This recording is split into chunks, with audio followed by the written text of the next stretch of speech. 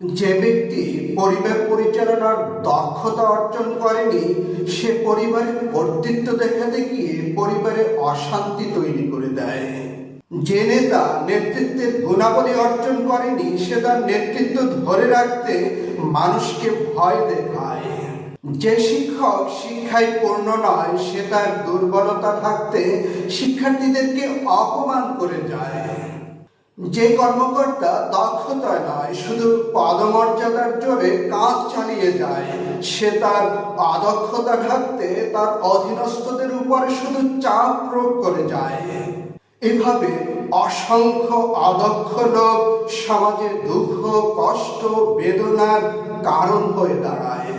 মনে রাখবেন, আপনার দক্ষতাই সমাজকে সুখী করে, আপনার অদক্ষতাই সমাজকে অসুখী করে।